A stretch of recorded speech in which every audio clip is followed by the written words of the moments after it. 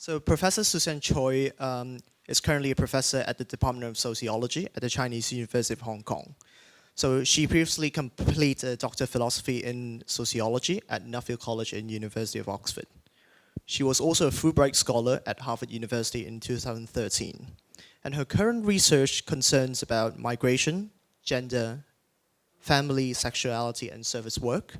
And she has published extensively and also engaged in the media, both local and international media. So she spoke about her field of research and herself, for example, in media such as Mingpao, South China Morning Post, RTHK, and other international media outlets as well.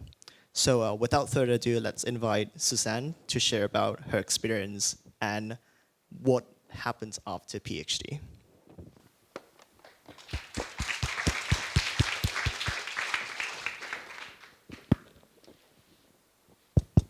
Oh, so good afternoon. And then first I have to offer my sincere apology to, first I think I would like to thank Alex and Jonathan for inviting me. And then second, I have to offer my sincere apology for messing up the time of this talk. And so I perhaps maybe, I don't know why people are here and what do you want to hear from me? Perhaps you're thinking about how many of you are undergraduate students? Okay, so lots of undergraduate students. And how many of you are currently doing a PhD? Okay, there are a few of you. Okay, so maybe perhaps you want to, hear some tips and get some tips from me about how to succeed in completing a PhD and then, survive in the academic. Because now competition is very fierce and it's very difficult to get a tenure. But I think before I start talking, I would like to first tell you the first lesson is that you don't mess up the time of your talk. This is the first lesson. And then the second lesson is that if you unfortunately do so, then you face your own mistake and apologize. And I'm sorry. And you try to make up for it. So I will try to give a better talk than I initially planned to. So first, before I talk about my own PhD journey and before and after, I have a story to share. Last week, I was meeting a group of first-year students and from my university, and then I asked them their names. So everybody, everybody had an English name, and then later, then I asked, so do you know what does your English name mean? So interestingly, except one, none of them really understand the meaning of their English name. And so I say, oh, but how come you use your name every day and you don't really understand what it means? And then they say, yeah, but it never occurred to them that they need to understand the meaning of their names. But then I was surprised, but then when I was thinking about myself, when I was a younger student, I think the same happened to me. When I was a secondary school student, my teacher asked me to pick up an English name, and I, diligently follow her instruction, and I picked up one. But I didn't bother to really, check and understand the meaning of my English name. It was only after I went to Oxford, and my supervisor then asked me, okay, so, your name is Susanne, but your Chinese name is Yuk Ping. So what does Susanne mean, and what does Yuk Ping mean? And then I said, oh, gosh. I have been using this name for 26 years, and yet I don't really know what it means. But then now, so many years later, when the same happened to my students, then I start to think maybe, this doesn't reflect, it's not about the personal problems of my students, or it's not even the problem of me as a younger student. Maybe perhaps this reflects something about the educational system where we have been educated. So perhaps in our educational system, we have always been taught and educated primarily to follow orders and to obey instead of asking questions. And I think, I will tell you another example. I am a mother of two, and my younger kid is 8.5. So he's a mixed kid, and both of my children, they were mixed.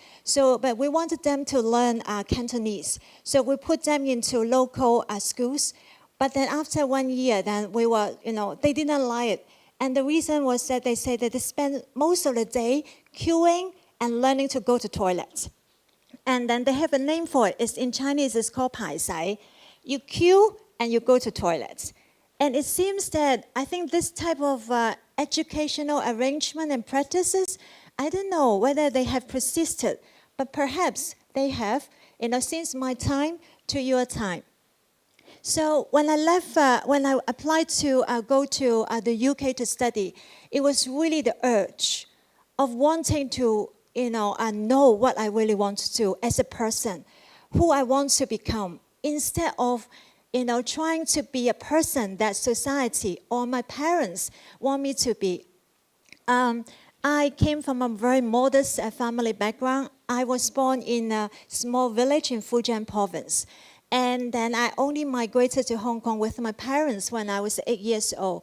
And the first time I really have a decent English teacher was in my secondary school.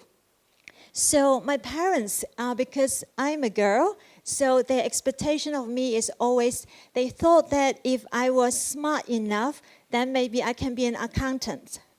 And no offense to accountants. And then if I'm pretty enough, then maybe I can be a secretary. And again, no offense to secretaries. But then if I am just, average, then I at least can be a clerk. So although I love Chinese literature and I excel in biology, they advised me to take business as my secondary school choice. So I was learning typing, I was learning accounting, I was learning economics. And the advantage of learning these skills is that during summer holidays, then I can find a summer job which is relatively well paid. But I remember always the first day of my work, or every day when I went to work to take up my summer job, would be I would take off my watch and I would put it in front of me, and then the tick-tock, the counting of time until the day my workday finished would start. So, and I will always be the first one. When it reached 5 o'clock, I will always be the first one in the entire office to rush to the toilets, to wash my hand, and then pack my bag. Then one day it dawned on me, we work until 65 years old. And then I thought, okay, so if I finish university when I'm 22 to 65, how many years? And then every week we work 5 days, and every day we work 10 hours. So actually, most of my waking time will be spent on work. So do I want to have work that I am working because I want to have holidays? I'm working because then I can, look forward to the salary that I can consume. Or I will start my career, but already planning for my retirement. So, and then after I finished my graduate study, then I was a journalist for 1 year, and I decided that it was not for me because of the industry, the structure. But I don't have time to tell you this. Then later I was a teacher for civic education for 2 years. I had really well-paid job. I was the youngest of the civic education teacher at the VTC, the Vocational Training Institute. But then I think one day after work, I felt exhausted. I love my job, but after working for 2 years at the post, I felt that every day I was repeating the same thing. I was telling the student the same thing, and while they may have learned something from me, but as a person, I haven't grown anything during the last 2 years. So I really wanted to, what would happen to me and what I wanted to be. So then I quit my job, and then I, used all my savings. And at that time, it was a big gamble because my parents say, okay, so what will happen to you after you return? You will have to look for jobs again. And then I say, I don't know, but really, life is short. I really want to see the world. I want to see, the world outside of Hong Kong. So I used all my savings, and then I applied for master on comparative labor studies. Then I went there to study, but in the summer holiday, when I returned to the sociology department, then I saw this advertisement about John Swire. They were advertising for scholarship. So I thought, maybe this is for me, and I applied for a scholarship to Oxford to do my DPhil. But I think during this journey, I was thinking, when I was growing up, what I heard from my parents was that, maybe you're a girl, so you don't need to be successful, but you need to have a secure job. You need to have a stable job. But then all my teachers, they would say, okay, then you need to do well academically. But it never occurred to me, or they never explained to me, what does success mean? So maybe for them, success is self-evident. Maybe success for most of people in Hong Kong society is really being defined by the monetary rewards. How much money you can earn after your study.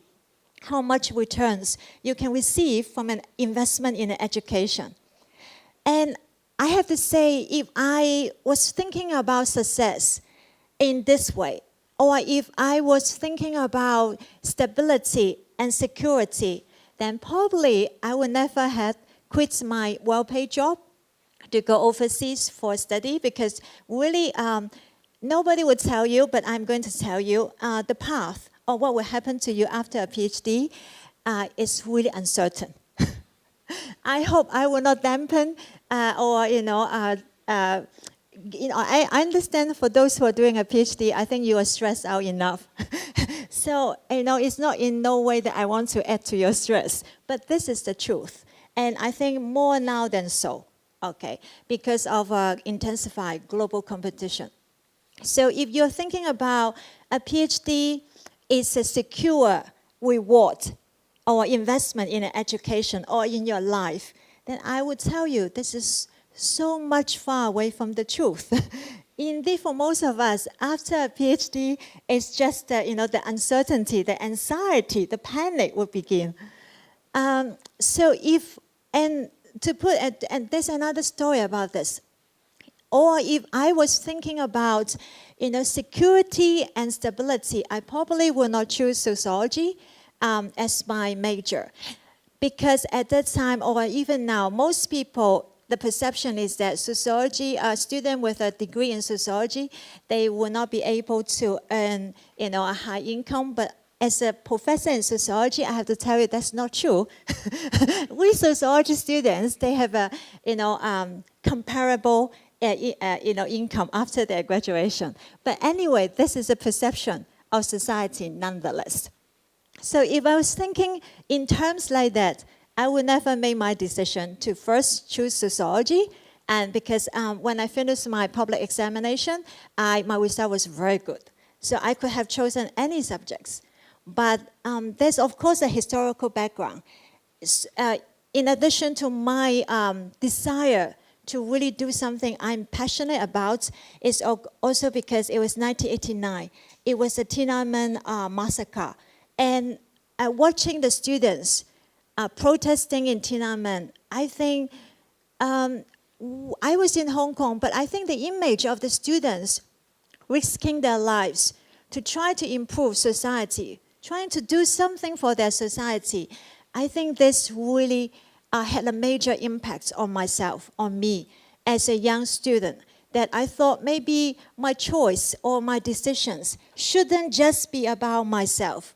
Maybe my choice and my decisions should be something about what I can do. Now it's really old-fashioned, about what I can do for society. So I think these were the major issues or major background that have driven me to really pursue a study in overseas for my PhD. And I think I did my PhD.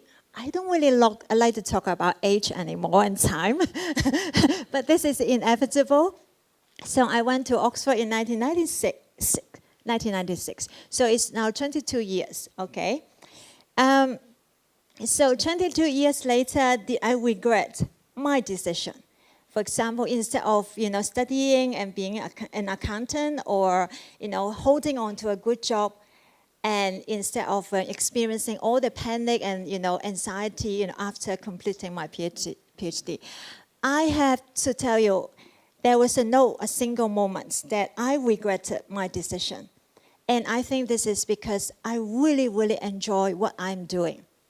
Now when I'm meeting my students, not my students, now when I'm meeting my friends in the secondary school, when we have meetings or gatherings, nobody wanted to talk about their jobs. If they talk about their jobs, they were complaining about their jobs. But after teaching for 20 years, I still love my work. I still love my job. Every academic term feels like a new challenge. And in the universities, research is what generates payoff. But a few years ago, I asked my departments to give me more teaching. I wanted to do more teaching because I think there's something really wrong with our university education the system, because the rewards are all for research. So if professors, they're rational human beings, of course they want to focus their energy in research instead of teaching. But a few years ago, something happened at our department that made me rethink my decision. When I was walking in the corridor of the sociology department, I suddenly realized I didn't know anybody, no or single undergraduate students that I knew them.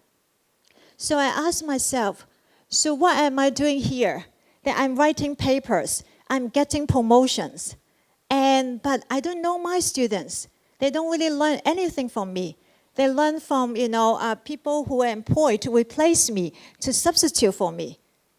And this is so sad. And this is not what I wanted to do when I started my career as an academic. So now I'm teaching a hell of lots of courses. This term I'm teaching 2 and 3 courses, plus I have 7 postgraduate students, 5 PhD and 2 MPhil students. But I can tell you, I really, really enjoy this and I'm really happy. So I don't know how much time I have, but I think what these stories have in common is, I think a lot of the speakers, they were talking about passion. You have to choose your own path. And when you're choosing your path, you have to choose what you really want to do. Because no matter how lucky you are in your journey before and after PhD study, you're going to encounter a lot of setbacks, a lot of hurdles, and a lot of uncertainties. And what will get you through? Your knowledge will not get you through, but your passion will get you through. Because it's the passion that will tell you to stay, not to give up, and to continue your journey. And so maybe perhaps now I would use a little bit time to talk about the hurdles and obstacles that I face in my PhD journey. How much time I have? 5 minutes. Okay. So I count to myself, I count myself as really, really lucky.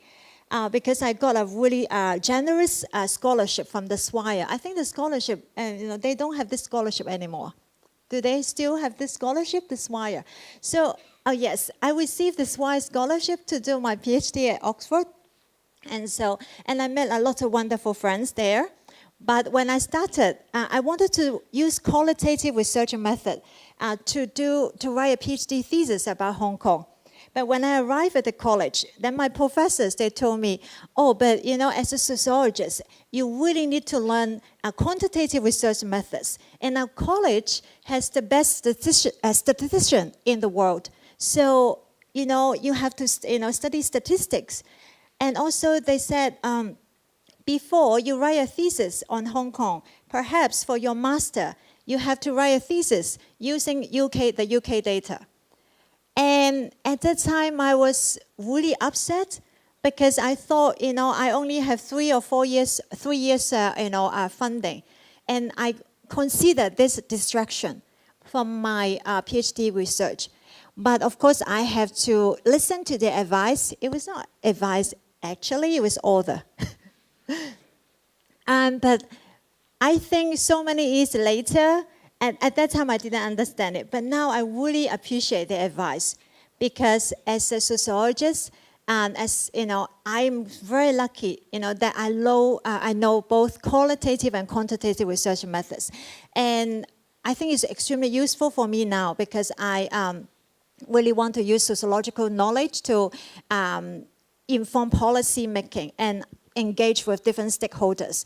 And I think, knowing statistics and knowing quantitative research methods, I think this is really empowering me to,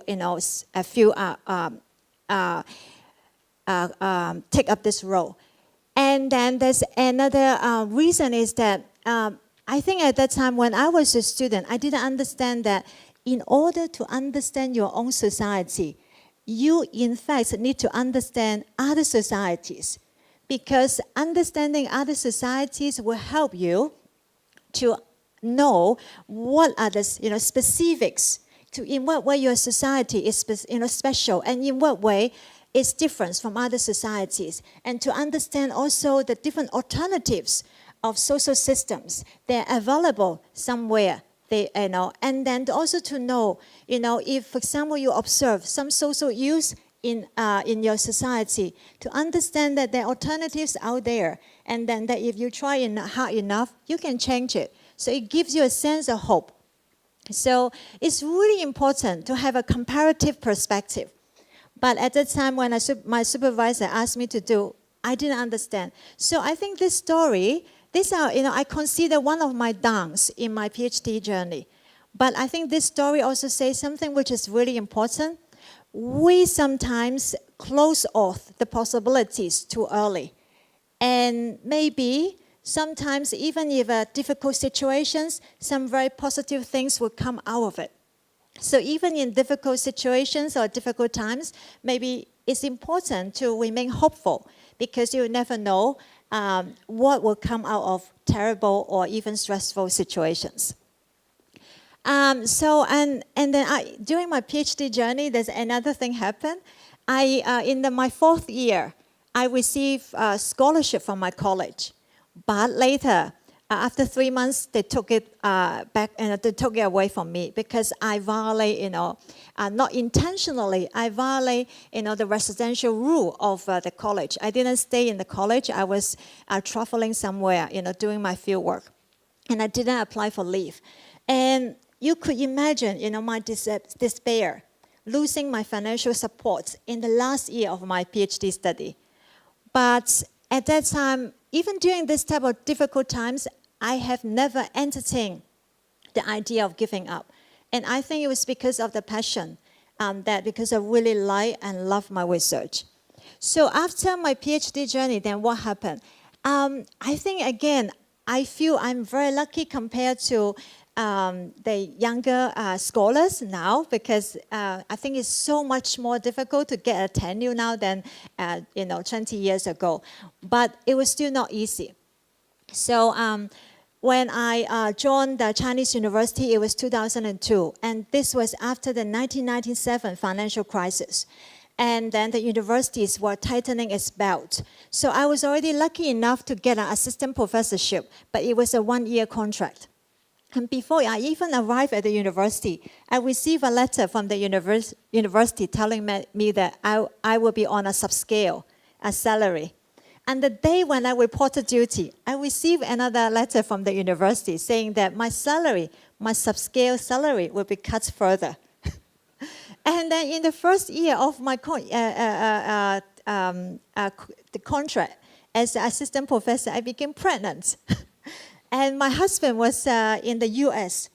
So, and he was in the U.S. for 9 years. So basically, I was looking after our children, and we have 2 on my own. And then you can imagine the stress. You have a 1-year contract, and then you have a 2-year contract, but then you, at the same time, a new mother. You need to, have publications. You need to teach, and you need to, try to get a tenure.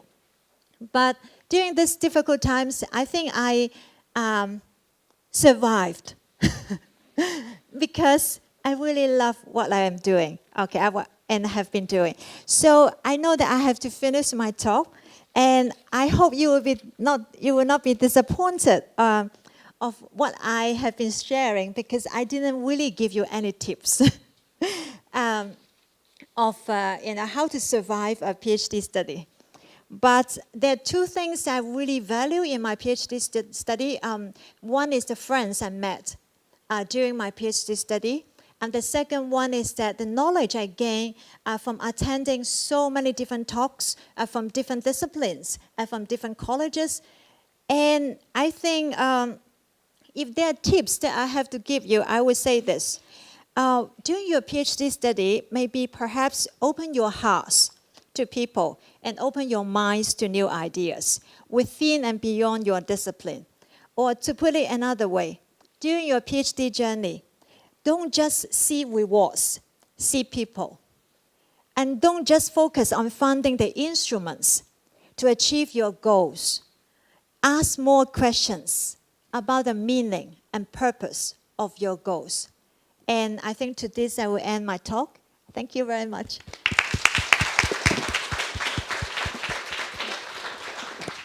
Thanks, Professor Susanne Choi, for giving such a broad overview about your research journey, and it's a very realistic journey that we hear about, and we really appreciate that, because in university we always hear about research from a professor, but now we have such a, I don't know how to say it, but such a multifaceted understanding about your life and your struggles, and I guess many of the audience would love to ask you more about your life, and maybe not here publicly, but also during the break as well. But do we have any question from the audience? Yes? Well, thank you, Professor, for your talk. And you mentioned that when you meet setbacks and difficulties, passion is the key thing to get you through with it.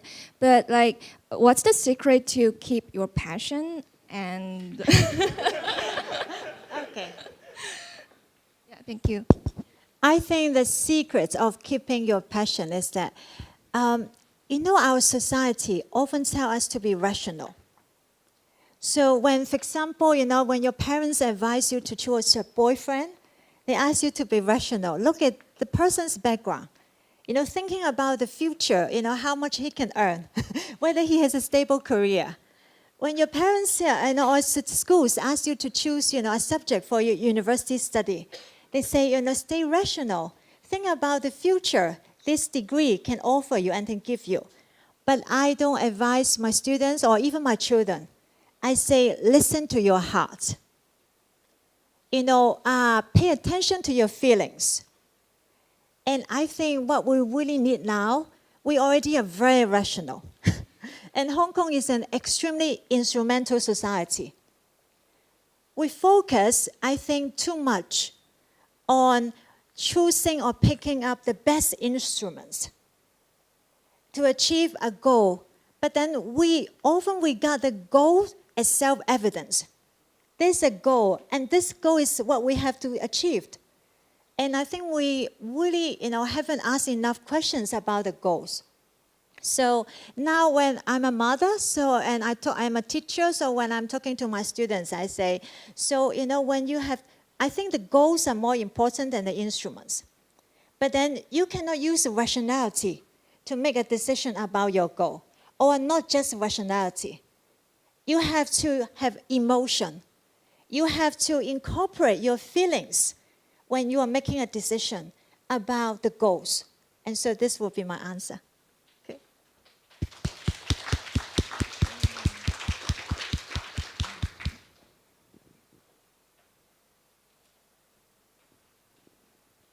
Thank you for your sharing. But when you try to consider to pursue further studies, like you have to sacrifice something, because when you are studying PhD, you're just a student, you don't have income, but maybe your friends are already working, and people are starting to thinking about having a family, and then maybe that is the expectation from your parents. So how do you deal with all this?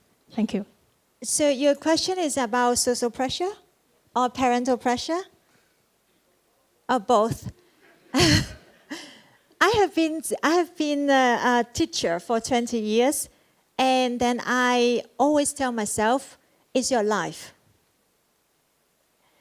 As much as we're grateful, I hope there are no parents here. As much as we're grateful to our parents' support, as much as we appreciate their love towards us, But after all, it's our life. It's a life that we have to live, and we have to be responsible for ourselves. So I have been a very rebellious daughter to my parents.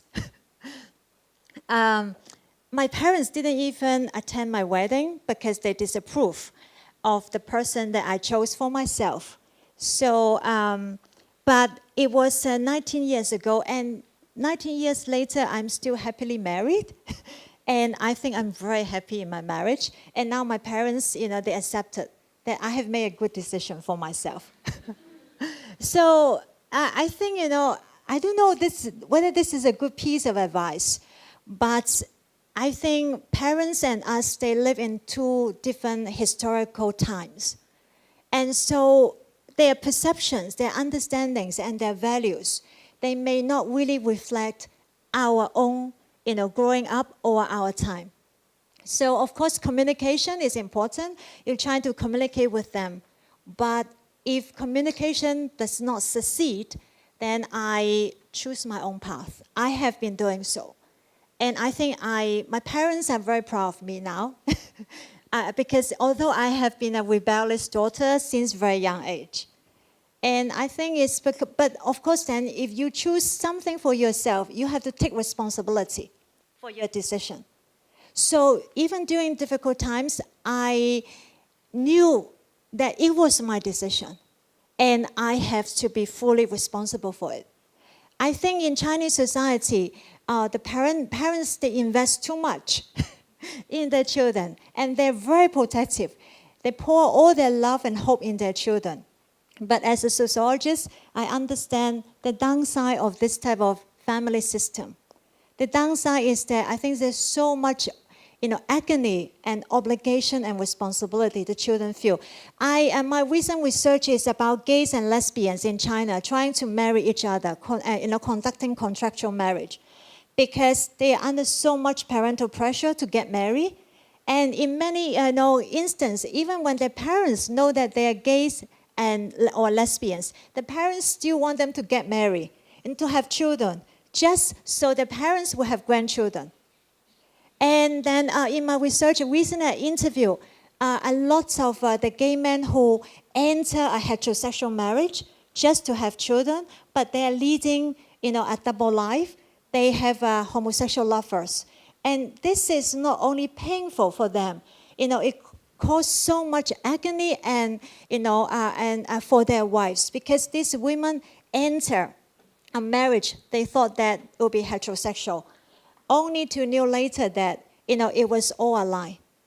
And this is happening in China. I think in Hong Kong it's much less, but I think in Hong Kong it's more about parental investment in education, children's education, and then the parents' expectation about the returns of their education.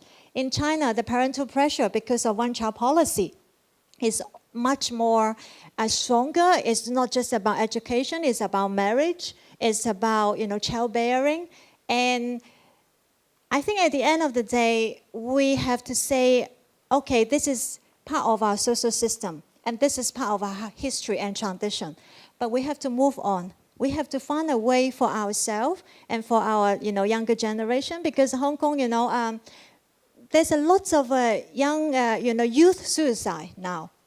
And there's also a lot of youth mental problems. I don't know whether you know, in the university now, now institution, this, mental health counseling system. Now at each department, we have first-tier supervisor, second-tier supervisor, third-tier supervisor to handle mental health problems of students. Because we have encountered so many cases of mental health issues, depression, or other mental health issues. And I'm always feeling, we are such a, affluent and wealthy society. And, society is supposed to, this wealth, these resources are supposed to make us happier and our children happier. But I don't see this. I don't see our children or our younger generation being happier than when I was a young student myself. Instead, I see a lot of, insecurity. The first day of, now the university only started. And then when I met new students, the first question they asked me will be, Professor, after I finish my degree, what can I do? And I said, but you just start your first year of a university life. What you should be asking is what fun I can have in the university instead of what I can do after my university studies. So they basically, just skip the fun parts because the anxiety, is just overshadow everything. Okay. Okay. We thank Professor Susanne Choi again.